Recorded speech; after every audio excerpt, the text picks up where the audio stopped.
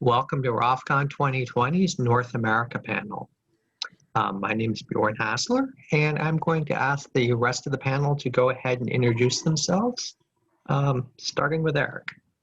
I'm Eric Flint. I wrote 1632, which is the founding novel that was the basis for this whole sprawling, unfolding series, which has now been running for 20 years and has produced several dozen novels and at least a dozen anthologies of short all kinds of stuff. Plus we have a magazine that's been running it's a professional magazine. It's run on a professional basis, been publishing bi-monthly since May of 2007, and we just issued issue 91, of which Bjorn is the assistant editor. So anyway, that's who I am. So I will leave it at that.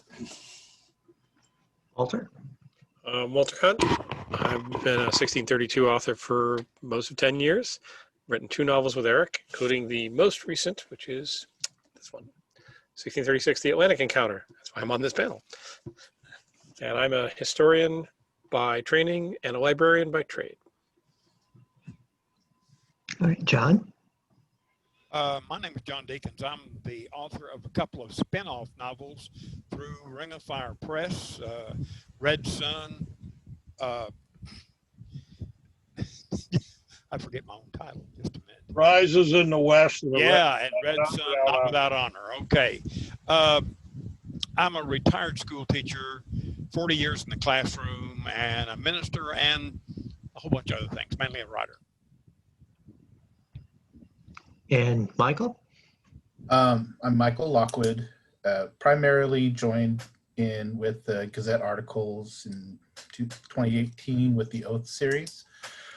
Currently, I'm running with the Puritan Voice serial since, almost a year and a half ago.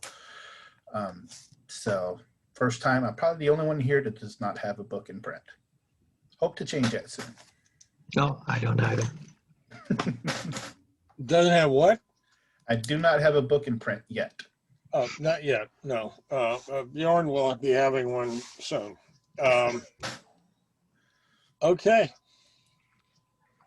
So we've occasionally talked about something called the North American Anthology. And I'm going to ask Eric to start us off by talking about that and the USE's approach to North America. Okay, those are 2 separate subjects. The one will fold into the other, but I'll start with the anthology. For years now, how to start writing about the New World is posed a problem for me and a challenge. And the problem is that if you're writing, and keep in mind, over somewhere close to 170 authors by now have written in the 1632 universe. And unlike some shared universes, actually most shared universes, people share the same setting, but their stories don't interact much with each other, if at all. That's not true in the 1632 universe. People's stories crisscross, intermesh. Characters can be started by one writer and then picked up by another one and then passed back or passed on to someone else. So coordinating all this is tricky. And there, however, as long as we were staying in Europe, pretty much, there was a kind of natural discipline because I was writing mainstream novels mostly by myself, sometimes 2 with David Weber. I'll be doing one, the next one I'll be doing is with Chuck Gannon. But I was able to sort of stay on top of the major political and economic and military development. So everybody had kind of at least an orientation they could be guided by. And then if you start writing adventures that go far afield, like we've written, Ivor Cooper and I have written a novel that takes place in China, which is going to start a line there. And Griff Barber and I have produced one novel, Mission to Mughals, that takes place in Mughal, India. And the sequel to it is, I'm in the process of doing a final draft, and it will be published in May of next year. Those books are sort of made easy by the fact they're so far away that, and they're somewhat similar to books I did with Gorokov and Paula Goodlett, take place in Russia. They're far enough away that you can sort of develop the storyline without worrying too much about them getting away somewhere else. But that's not true of the New World, because it's not actually that far away from Europe. Yes, the Atlantic Ocean is in between, but sailing technology by the time we get to the early 17th century is more than good enough for many, many ships to be able to cross the Atlantic in a few weeks. And that means that the possibility for people to write stories in the New World was large, and trying to coordinate them would be difficult because there was no automatic coordination that was happening as a result of stories I was writing centered in Europe.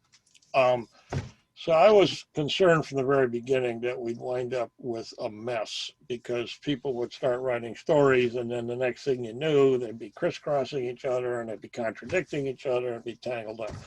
So initially, I just put a ban on writing stories in the New World altogether. I just said, no, you can't do it. But then I started relaxing a bit, and we started getting some stories written. There was still the kind of thing I had to sort of stay closely on top of, and as long as people sort of kept away from each other, it wasn't too bad. So Ivor Cooper started a storyline of the Japanese settling California, and he started a different storyline in northern South America. Herb Sacklau started a storyline following the Danes as they moved into the very northern parts of North America.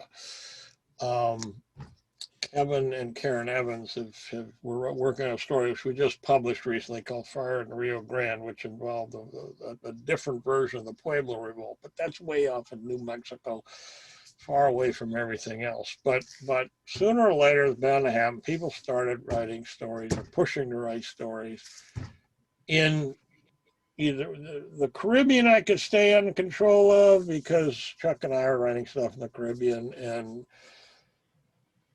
but it started getting trickier and trickier and trickier. And I knew that once Walter and I came out, what I was able to hold people off for a while was saying, well, wait till Walter and I come out with the Atlantic Encounter, which will sort of set a certain framework for North America. Well, it's out now. And even before it came out, I knew I wasn't going to be able to suppress this for much longer. So what we decided to do was to do it organized and produce an anthology of stories set in, well, not really the New World. I'll explain in a minute. They're really set in North America, but an anthology of stories that would be written by a number of different authors, but that we could mesh together and make work without turning into a mare's nest. And that is the anthology that does not yet actually have a title, that we are close to pulling together and finishing. It does not have we have a contract for it. Baen will be publishing at Baen Books, but I don't know when yet. It could conceivably come at the very end of next year, but it's more likely not to come out until 2021 sometime. Now, it started off originally, the original idea was a New World anthology, but what became clear as we started working was it was really much more concentrated than that. It was really what it focused on was North America from Canada south, and not including the Caribbean. In other words, the part of the world that basically became the United States in real history. That's essentially the area that we're focusing on. And so other stories like Kevin and Karen were working on their Pueblo story, and I just told them, look, expand it. We'll publish it as a separate book of its own, because that story can stand on its own. And Herb has continued to do his storylines. There's 2 novels been published so far. The Danish Scheme is the first one, followed by The Battle for Newfoundland, which take place of what the Danes are doing. They're very far north of the continent, north of French America. What this anthology focuses on is I'll call it North America, but understand what that is. It's not even north. It's actually north of the Carolinas. It's really a fairly narrow stretch. And the central focus of it, which we're going to try in this panel to avoid spoilers. And if need be, either I or Bjorn will start whistling or something if somebody's veering into Be listening for that. Yeah. forbidden territory. But there's one spoiler that if you haven't, anybody's been following the series hasn't figured this out already.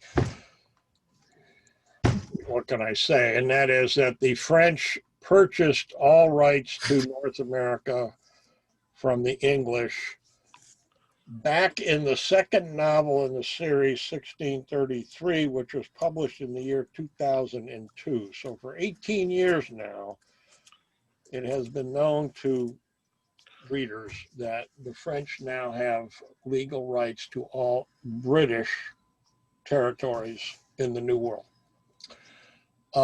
And that sooner or later they were going to exercise their authority. It did not happen for a while because the French were preoccupied with the Ostend War. And then when that flew south for the winter for them, they then had a problem with internal turmoil, which is what Richelieu's attention was focused on. So the most Richelieu was able to do was to, he sent one expedition, 2 ships, to the New World, that's depicted in the novel that Walter and I just wrote, and it was just published, 1636, The Atlantic Encounter. But then, as was depicted, yes, there it is. There it is. But then, as was depicted in another book Walter and I wrote, 1636, The Cardinal Virtues, Richelieu has been overthrown. And King Louis XIII is dead. And his younger brother, Monsieur Gaston, is now the king of France. And Gaston is a impetuous and impulsive fellow. Yes, he is. And he has decided, even though strategically it's probably not very wise, but he's decided that, damn it, France has owned this property in the New World for years now, and it's about time we made it stick. And so the focus of the New World Anthology, which, as I said, does not have a title yet, is how the French launched basically their invasion of North America. Technically, it's not an invasion. Legally, they're actually exercising legal control over colonies that are now orphaned. But from the point of view of both the English settlers there, as well as some, not all, of the Native Americans, it's an invasion. And from the point of view of the Dutch, who still control the colony of the New Netherlands, which is roughly what will become New York, state of New York. They control New Amsterdam, which became New York in our history, and they also control, I'm trying to remember, is it called New Orange or Orange? I'm blanking. Port Orange, I think. Yeah, which eventually became Albany. So, but the Dutch still have that. So the French don't have a legal claim to that. And so far in this anthology, they aren't repeating their attempt that they made in Atlantic Encounter to take control of Virginia and areas south of, they're concentrating in New England. There's plenty for them to do. So that's what is the focus of this novel. It's not this anthology. It's not the only story in it, but that's sort of the pivot around which it rotates. The novella that I have written with Gorghoff and Paula Goodlett called the Royal Governor, actually focuses on what happens in New Amsterdam, where the Dutch decide the time has come for them to reassert their authority, because the colonies that they had in the New World were established by the Dutch before Don Fernando and the Spanish were able to reassert their control over the Netherlands. So there's actually a new government in the Netherlands from the one that set up those colonies, but King Fernando has decided the time has come to assert his authority over those colonies. That's the novella that we wrote. The stories that in different ways the other people here have written focus mostly in New England.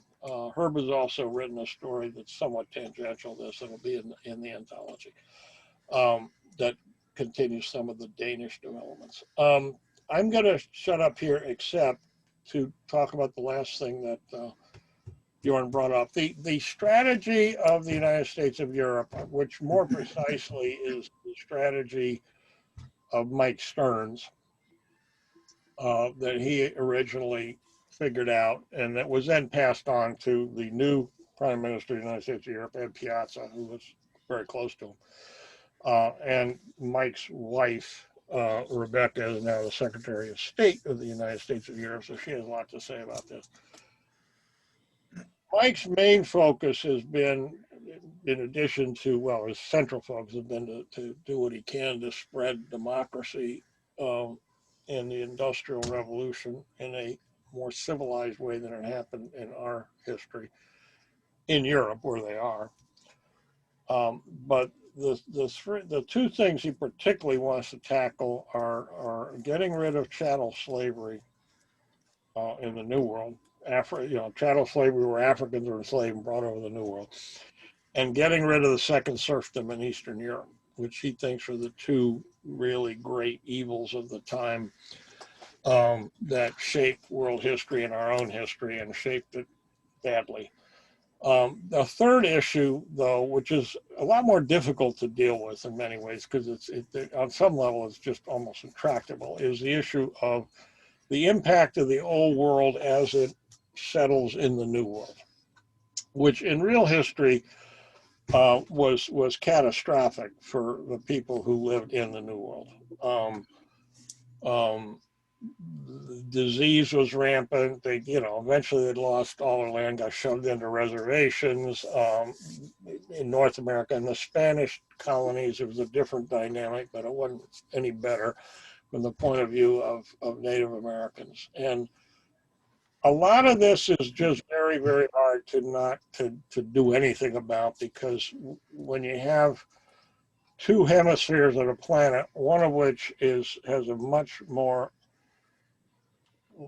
bigger population and more in the way of social and industrial development, hits a sector of the world that is much less populated and whose inhabitants are, I don't want to use words like primitive, because they have all kinds of connotations that are incorrect and we don't need. But the point is, they don't have anything like the same industrial development. Plus, they have no immunity to a lot of diseases being brought over by Europeans.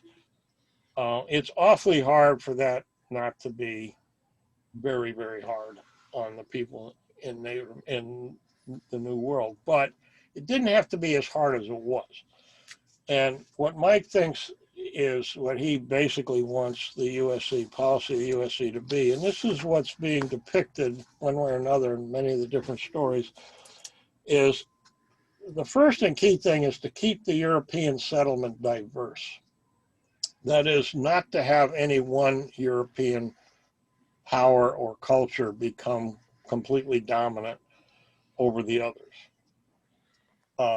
Because that means that no one European power has that much power in the New World. And what it also means is that the maneuvering room politically and militarily for Native Americans is a lot better, because they can do what they actually did do in the first couple of centuries of European settlements. They can form alliances. They can play different European powers off against each other just as European powers can play different Indian tribes against each other, but it can at least work both ways.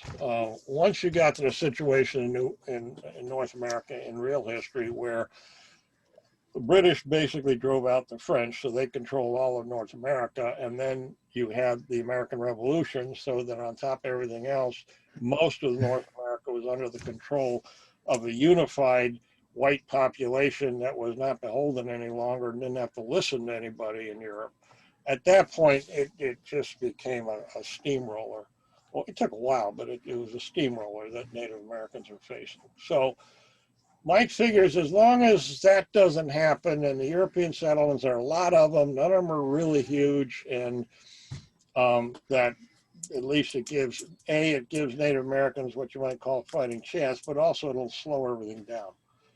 So people have time to absorb this in all kinds of different ways. Developing immunity to diseases is one, getting stronger. There's all kinds of different ways. At least it opens up room, let's put it that way. The other strategy, the other leg of the strategy, which is inevitable anyway because of the situation in Europe, is war with Spain. Officially, the United States of Europe and Spain are not at war after the end of the War of Ostend, but there's an ancient expression that the Spanish are the ones who came up with, called No Peace Beyond the Line, which not accidentally is the title of the novel that Chuck Gannon and I just wrote, which is being published in November, which is a sequel to Commander Cantrell in the West Indies. The phrase "no peace beyond the line" meant that, yeah, the European powers can do whatever they want, but once you cross the line, which is the line established by the Pope at the Treaty of Tordesillas, which is what theoretically divided the New World between Spain and Portugal, once you cross that line, all bets are off because this is Spanish territory, and if you come in here, we will go after you. It doesn't matter whether we have peace in Europe or not. Of course, that can be done both ways. So you still have a state of warfare in the New World, and Mike and the policies being followed by those who, and Piazza are pursuing that. That as far as they're concerned, the United States is still at war with Spain once we get into the New World. The third leg, so to speak, or I don't know if leg's the right word, is to do what we can to deal with disease. And there's a number of different things and number of different stories, John's stories, others, are dealing with efforts. It's part of what happens in the novella I wrote with Paul and Borg is the efforts of people, both Europeans and Native Americans who have gone over to Europe and have learned some of this, to try to start doing things to at least ameliorate the impact of disease in the New World. And the next leg of the strategy is that Mike is absolutely determined to get rid of chattel slavery, to abolish slavery and the slave trade. And that is the process, and it's got a lot of different angles to it, which I'll get into possibly later. We have another, actually there's a whole nother panel at the convention on the issue of slavery in the world, so I'm probably not going to get much into that. And finally, the USC itself is not going to create settlements in the New World. That will not prevent the Swedes from doing it, because King Adolf Gustav is also the king of Sweden, as well as being the emperor of the United States of Europe. He has a triple crown. So the Swedes are going to set one up. The Danes have already done it.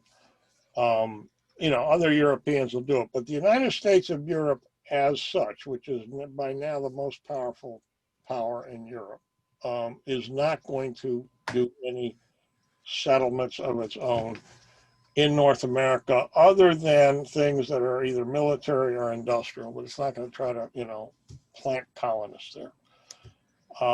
And by doing that, it will hopefully, in fact, it's going to try to discourage people from doing it. But anyway, I'm going to stop there because I've talked long enough. But that's the basic structure within which all these stories, in one way or another, sort of fit. I mean, and they come from very many different directions. There's actually no story. I'm trying to think. I can't think of. Correct me if I'm wrong, Bjorn. I don't think there's any story in the anthology that actually directly portrays where the viewpoint character is someone acting as an agent of the United States of Europe. I don't think we have any. Well, my excerpt that takes place in New England certainly has Yes. the Chehabs. Okay, yeah, all right, yeah. Oh, yeah, the Chehabs, that's right, I forgot. The Chehabs show up. Yes, yes. I forgot about that. But except for that one, their actions of North America, of Native Americans, and the story I wrote is about what the Dutch are doing. Mhm. But that is the sort of framework that the anthology will hopefully get launched so that we can continue to unfold stories in the New World, and people can participate in writing them in ways where we're not all stumbling across each other and getting each other's way. Thanks. The way we worked out what we were each doing for this anthology was pretty interesting. Would someone like to address how we handled that? Can you unpack that a little? Okay. Talking about the technology we use to coordinate our stories. Oh. Okay. I'm going to leave that to the two pros at it, which were Michael and John. Exactly. We use Discord, but they're really the ones who used it. And Bjorn. I was actually working mostly on other projects, and I just could not keep up with what they were doing. I would drop by periodically, but I just trusted the two of them and Bjorn to sort of work it out. And if any issues came up, Bjorn thought I needed to weigh in on, he'd let me know. So I'm going to let you guys answer that. Yeah, most of what we organized was on Discord, and I think it was more of a nature of either John or I tossing an idea into the chat, and the other one picking it up and picking it apart. I forget how many ideas we went through, discarded, brought back up again before we settled on our respective stories.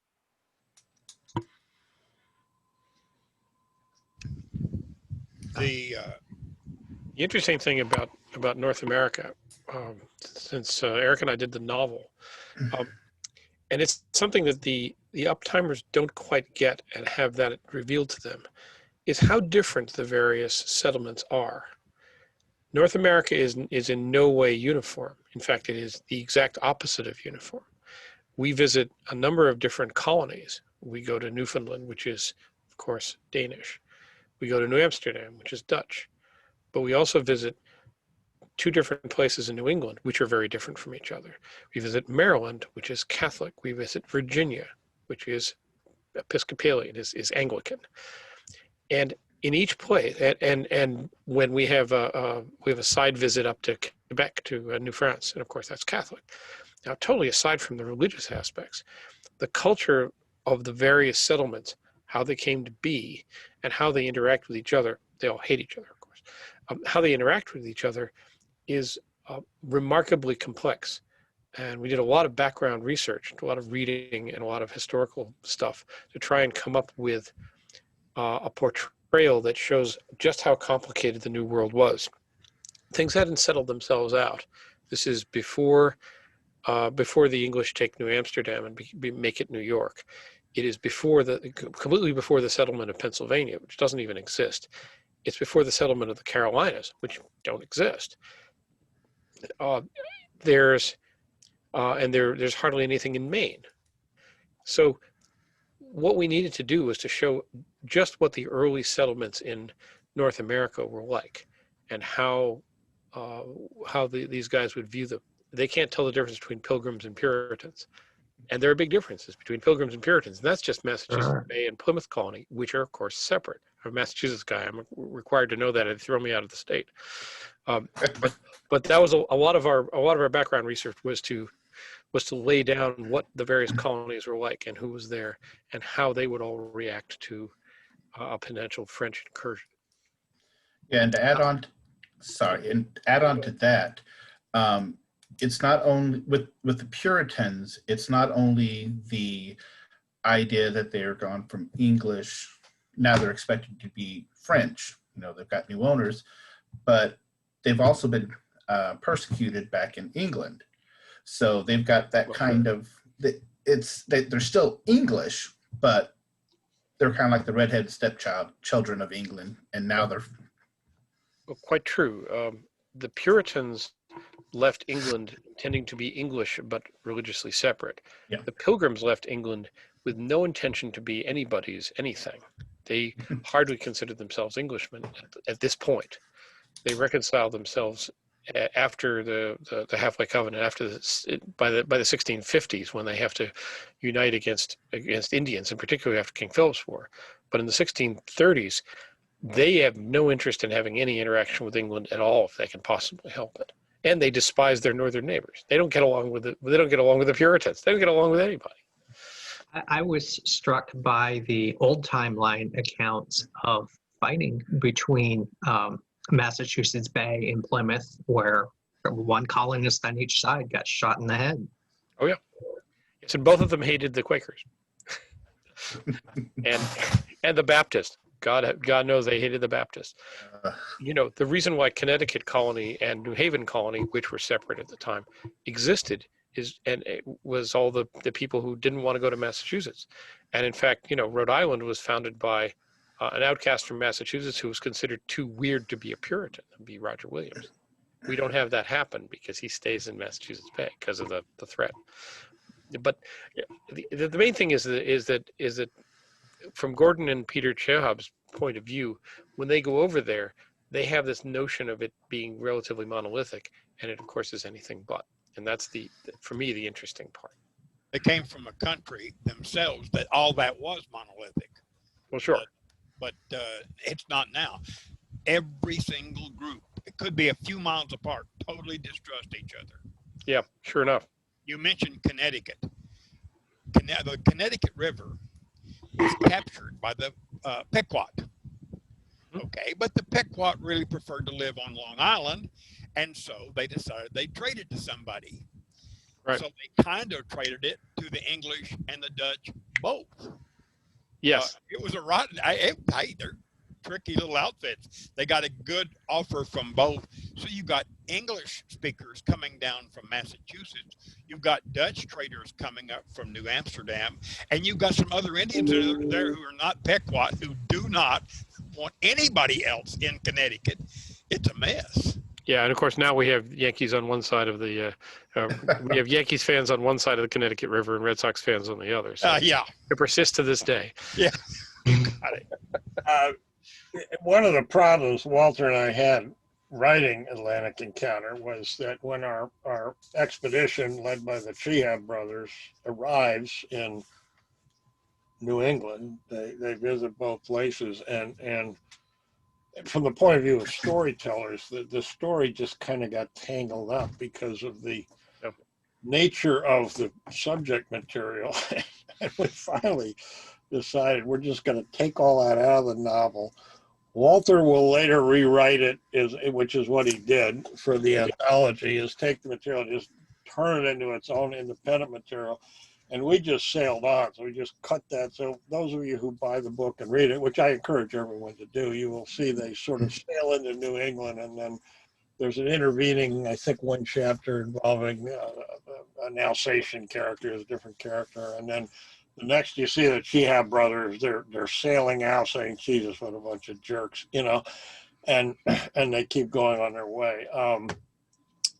What I was focusing on was the Dutch in New Amsterdam, and that's a whole different ballgame itself, because the original Dutch settlement was pretty easygoing and quite liberal, I'll call it, in all sorts of ways. But then what's happening in this universe, because of what happened in the Netherlands with the Spanish being successful in reuniting the Netherlands, although they did it by cutting a deal with the Prince of Orange, Frederick Hendrik, where religious freedom is guaranteed, and And for at least domestic affairs, these 7 Dutch colonies or 7 Dutch provinces are largely still independent. But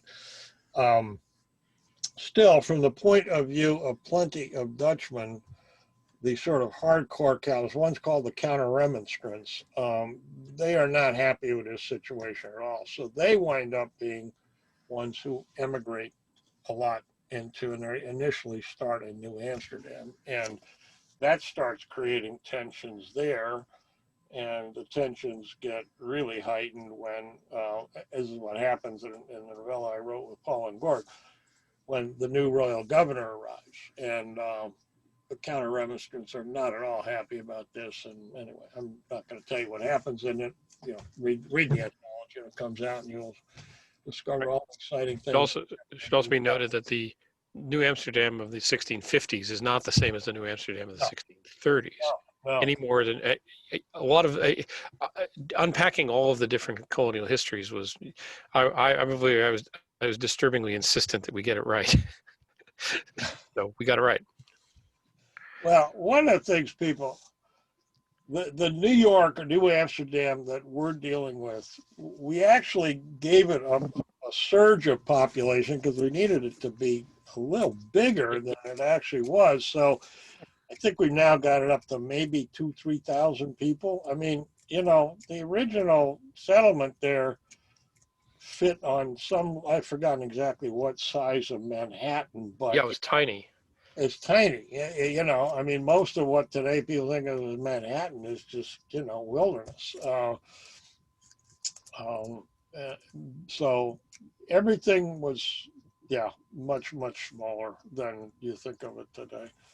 Let's move a little bit north from New Amsterdam into the 5 Nations. John, do you want to address what was going on there? Sure. The 5 nations were united and divided at the same time. They're a confederation. They meet a couple of times a year over in the Onondaga country, and the middle tribes they're fairly peaceful, but they're still warlike. But the Senecas on the west are mean-hearted, and the Mohawks on the east end are notorious. Hey, these guys are only a short time from regular cannibalism. They capture a prisoner, they torture him, then they cook him and eat him to get all his possible spiritual stuff out of him. Okay, that's all upstream from New Amsterdam. You go up to West Point, turn abruptly to the right, go up to the Mohawk River. That's where Albany will someday be. That's where Fort Orange is now. Well, great. Except everything beyond Fort Orange basically belongs to the 5 Nations. Yep. So you run into the Mohawks first, then you get to Oneida Lake, and the Oneida are basically on the other side of that, but you're going to have to get through the Mohawks. Okay. The troubles in New Amsterdam will want to spread upriver as far as Fort Orange. That's all Dutch country. Beyond that, it's anybody's. Okay, the Mohawks trade with the French, but they hate the French because the French killed a lot of them. The French are buddies with the Hurons north of the St. Lawrence, and the Hurons, a Huron and a Mohawk would just as soon kill each other, look at each other. It's just their nature.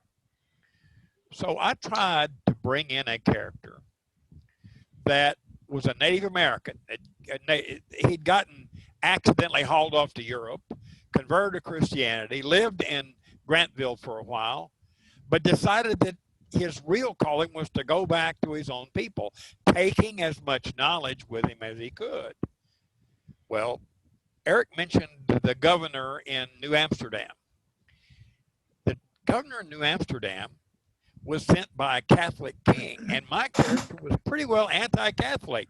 And so he got very nervous about the whole concept of this governor and decided to move upstream. He's married to an Oneida woman. So he's going to go to the Oneida country, get stopped in the Mohawk country, and ends up staying there. But in the Mohawk country is, number one, some of the best iron ore in all of the state of New York. They mine stuff all over that area. And he's a blacksmith. and is going to introduce iron working to the Mohawks. All right, next he's going to introduce the crossbow. The crossbow is a weapon you can make out of native materials, load, aim, fire, and hold aimed as long as you want to, and it loads faster than a musket and can be made from local materials. And I'm going to stop you on the tech right there, okay, so that we don't give too much away.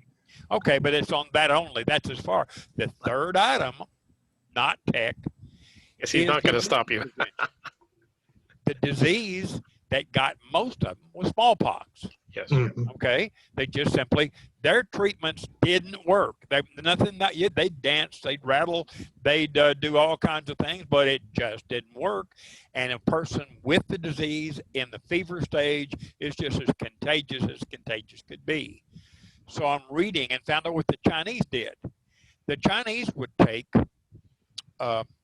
scabs from smallpox victims and scratch another person's arm and put a smallpox scab into the scratch, give them a mild case of smallpox, and they'd never catch the disease again. Well, he did the same thing with cowpox, having learned it in Grantsville. Yeah, it's called variolation, and it was invented by a guy from Boston. The thing is, he's now got this herd immunity Dr. Boylston, you bet. in the middle of Upper New York. Upper New York does not belong to the Dutch. It belongs to the Five Nations. But you've got basically a whole group of people who are smallpox immune now. All right.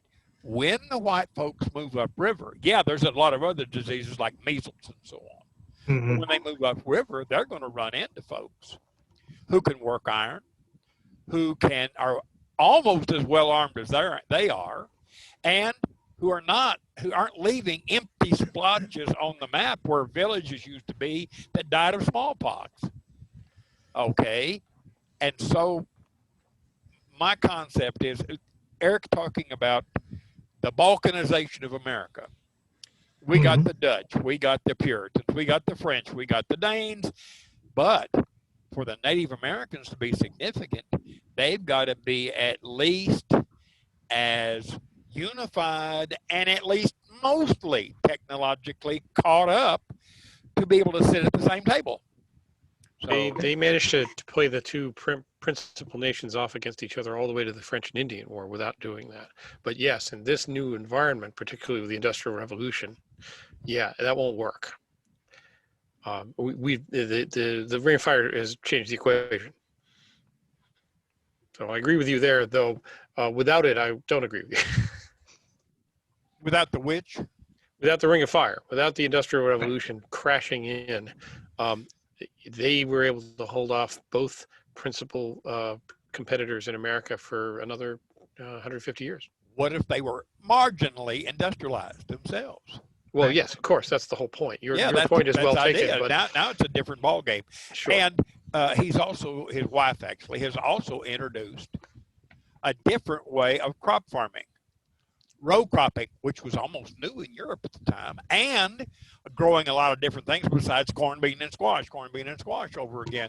And they're going to be able to farm like white folks farm, and all of a sudden, they're not going to want to give up the land they're farming.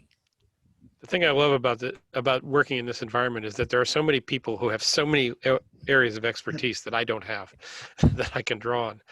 I remember when we were writing Atlantic Encounter, there was somebody who could tell us about wind patterns and weather patterns in the northern Atlantic during the 17th century, because somebody had access to some reference. I think it was Ivor, and it was like, and he overwhelmed us with material that we didn't actually need, but there it was.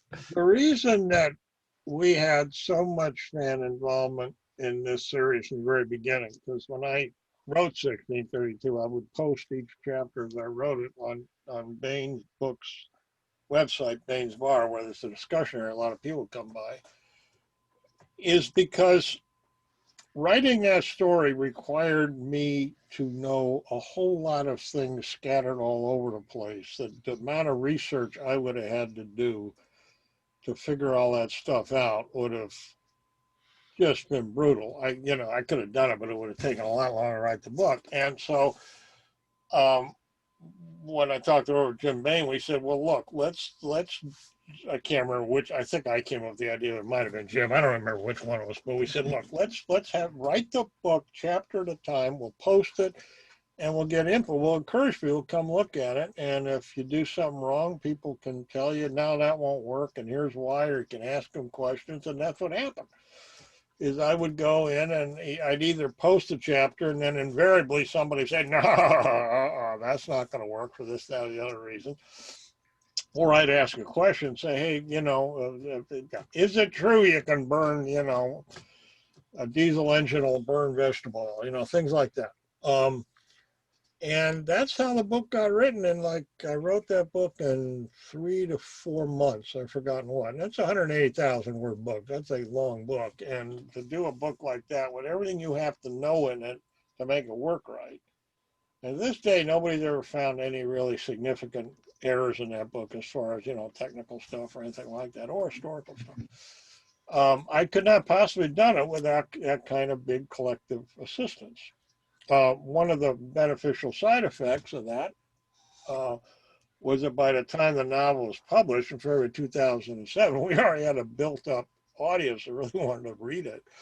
So the book came out of the gate really, really fast. And that's a part of what triggered off the success of the book. But that's been true from the beginning, that writing this kind of alternate history, you're mixing this kind of technology with that kind of world and everything else. It just requires knowing a huge amount of stuff, and there's no one person is going to know that, or if you do try to research it, you're going to spend the rest of your life doing it. And that's why it's been such a collective enterprise from the very beginning. It's as if it really had to in order to get written. John's described one situation with the 5 nations that I'm going to somewhat generalize as west of the Hudson River. They are Iroquois. There's another big group of tribes who are mostly Algonquian that I will generalize as in what we call New England. Michael, do you want to talk about what you ran into there? Beside the lack of borders? Yeah, there's that. Well, there's that, yes. Yes. Trying to figure out, at the end of the Oath series, the main character ends up on a Mohican village on the Connecticut River. In our timeline, they didn't quite get as far east as the Connecticut, but we kind of stretched a little bit, butterfly effect type stuff. But what we do in the anthology, we're going to kind of expand a little bit of. Sorry, I'm drawing a blank here, Bjorn. We're kind of we're using this Mohican village as kind of a jumping off point to hopefully launch a bigger venture in the anthology. I was struck by the sheer number of tribes that were in a very small space in New England. Yeah. Including the Mohican and the Mohegan, who are different. Yeah. Yes. And then you've got the Patuxent that are right around that area as well. Pequot, Massachusetts, Narragansett. There are at least 100 plus tribes in that area, and they're all considered East Algonquin. And they could speak to each other in the sense that, say, a Pequot met a Wampanoag. If they talk slow and take it easy and back and forth a little bit, they can speak. Now, they're not going to be conversational most of the time, and they hate each other. They've been at war since forever. So like my southern accent here in New England. Right, but you say they've been at war, but we have to understand that their war structure was completely different. There were no wars of annihilation. They were No. back and forths. And maybe I'll leave it to you to weigh in on that. I know you know it better than I do, but The Indians, if they got together 100 warriors, it was an enormous army. Exactly. Hey, a raiding party was 6, 7, 10, 12, but 100 was just unheard of. A European army could, with their huge numbers, is eventually going to just beat up on them because they didn't do big numbers. Well, there was one action at New Orange where the Dutch sent out like 27 soldiers and a leader and got their heads handed to them by a smaller force. Sure. So, and that was considered a major expedition of the time. But still, the wars were not set piece right, piece and events. the Indians had the terrain; they owned it. Sure. I mean, the Dutch couldn't fight there, the French couldn't fight there, the British couldn't fight there, but the Indians most definitely could. But not to put too fine a point on it, they also fought for limited objectives: capture of captives, revenge for one thing and another, tit for tat. But it was all very small scale, and it was all very limited, and it ended at harvest time. They didn't fight like the Europeans fought, and they didn't think about war the way the Europeans thought about war. Yeah, going out in winter was unheard of. Sure. And I think that's one of the challenges of writing in the New World is we, myself included, my family's from England. We have a conception that's completely different than what the New World is right now. Mm-hmm. So we're having to learn a lot of this stuff ourselves. Yeah, it's colored by things that happened after. And again, not to exaggerate too much, even New England of the 1660s or 1670s, King Philip's War era, is very different from the 1630s, which is much more subsistence and much, much smaller. It's just a different world. It's not the same world. So there's a tendency people have to think of history as being A, linear and sort of straightforward, and B, it's hard to explain, but don't quite grasp the heterogeneity and differences that you can encounter as you go down, as you go back in the past. And also just the fact that it's, I know one of the ways I always encountered it was that when it comes to European history, that in terms of sexual mores, people sort of assume the farther back you go, the more Victorian people were. And it's like, no. Not so much. One of the things that drives me nuts is people use the term, well, they're very Puritan, and what they mean by it is they're really, really uptight about sex. And it's like, no, actually, it wasn't sex that was going to get you in trouble with the Puritans or any of those people. Heresy would. Sure. But, yeah, Puritan. I mean, they weren't exactly what you'd call, modern, but they were not Victorians.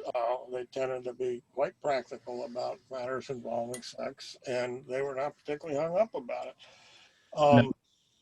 And the other thing that I particularly, and I've been pleased with so far, I think we've done a good job of avoiding it. I don't want to have, one of the things that tends to happen in fiction is the portrayal of Native Americans tends to be very simplistic.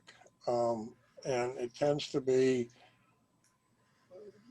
if they're portrayed as victims, which they were often victimized, but then what happens is that they also become infantilized too at the same time. I mean, these people were also often victims. They were also often ferocious. I mean, Absolutely. Less than 10 years from the time we depict, there's a huge massacre in Virginia. Europeans drove Native Americans eventually into reservations was first and foremost because of the huge difference in social organization. That was really the key to it. It was not actually military, it was social. The period of Native American history I know much better because it's what I've been working on my own series is the later period, or early now, the Jacksonian era, early 19th century. But I have one of my characters who's Cherokee, where they are forging their own army and a new nation they're creating in what is today Arkansas and Oklahoma, and them having to accept the fact that if they're going to fend off the United States, they're going to have to learn how to fight the European way. And there's one of the characters says these people are crazy. I mean, there's no skill in this. You just get up there, stand up in plain sight, and just blast away at each other. I mean, you know, there's no skill in this. I mean, it's just luck of the draw, you know, which is true, but it's how you win if you can get enough people to be willing to do it and keep at it. And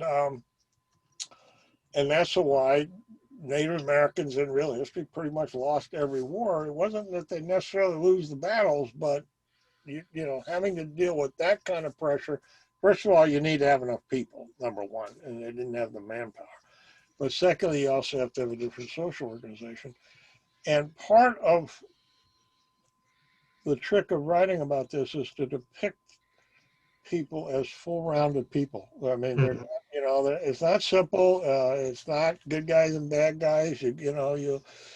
People are peoples as peoples, as they say in the Muppets movie, but it's actually true. It's a fascinating challenge, and so far I think we're doing a good job with it. All right.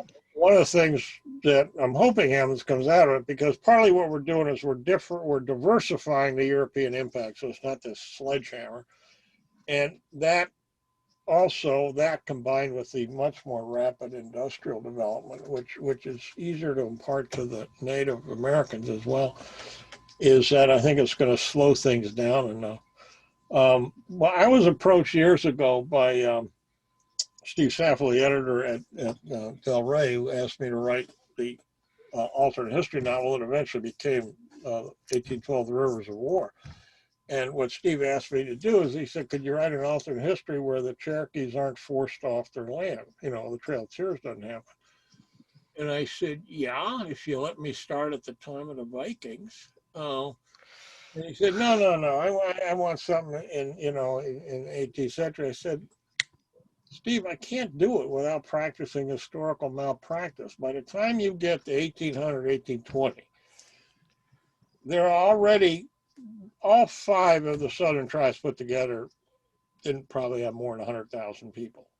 There were already 400,000 white settlers in Tennessee alone. I mean, there's no way under those situations that you can stop the juggernaut. You just can't do it. I said, give me the time of the Vikings, and you know, if there's 500 more years for Europeans, if the Viking settlements had been permanent, yeah, Native Americans would have had half a millennium to get to develop a resistance to disease, to get accustomed to them.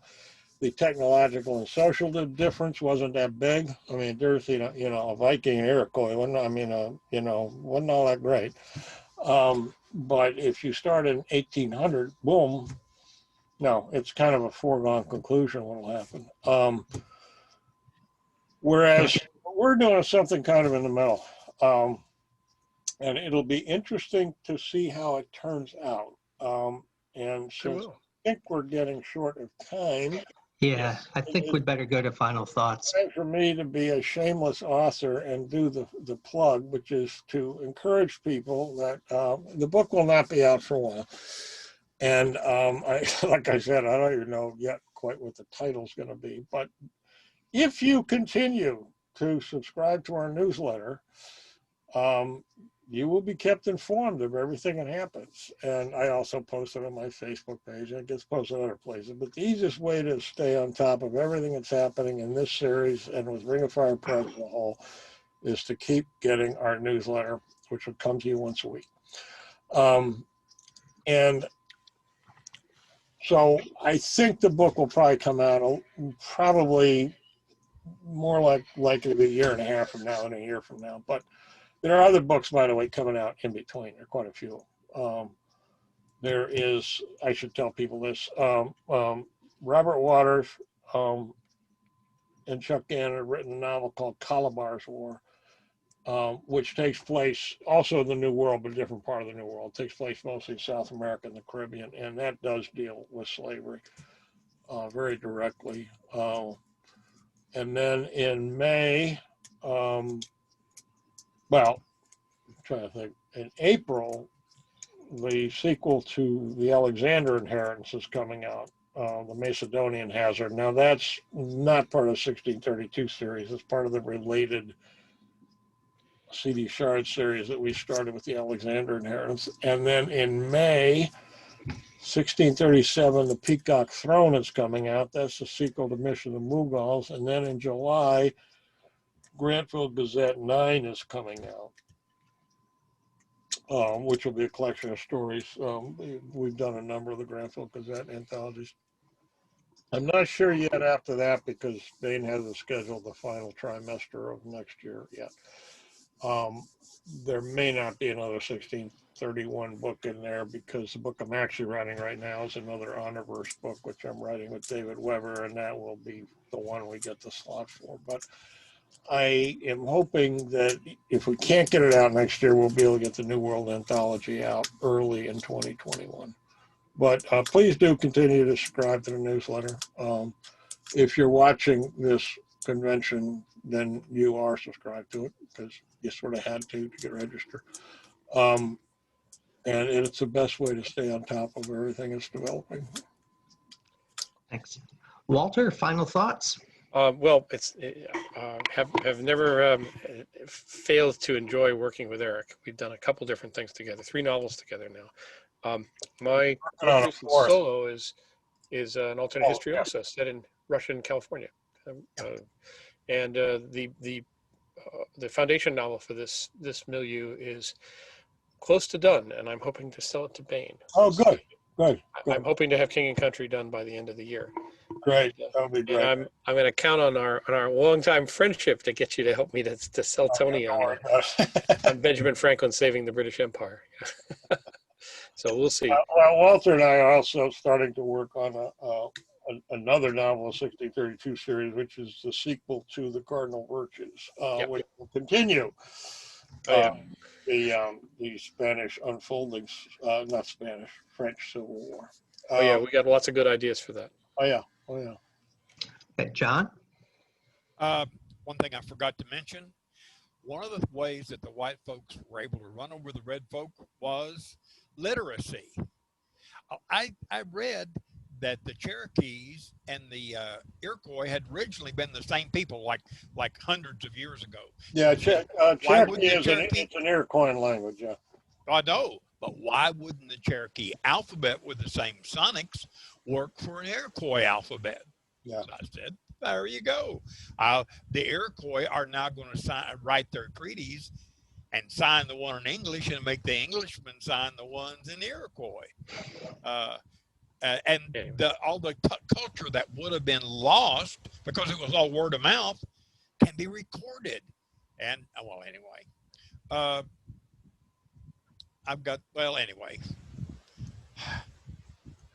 I can ride my own horse all the way into the sunset. Yes, you can.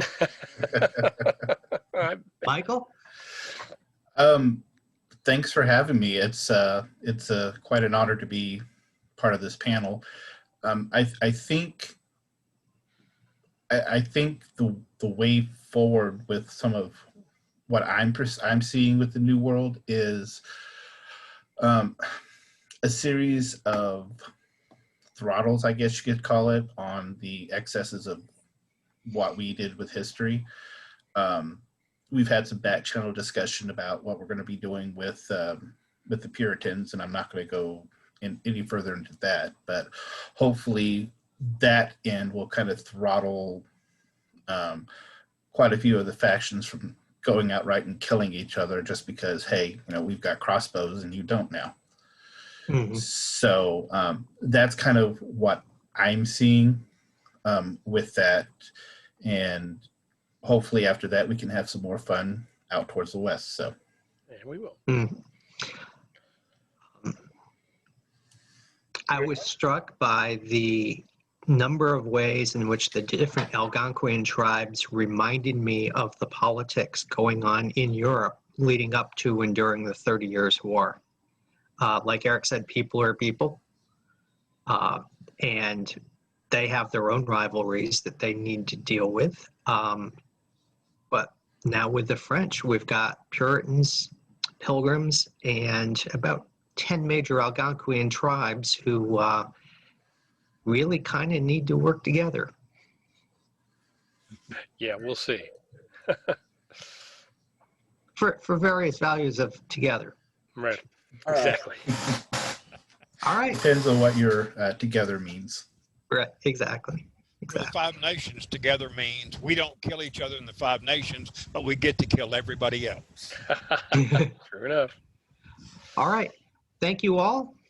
I think it's been a good panel. Thank you all, everybody out there who's watching us. I hope Thanks, you Jared. enjoy the convention.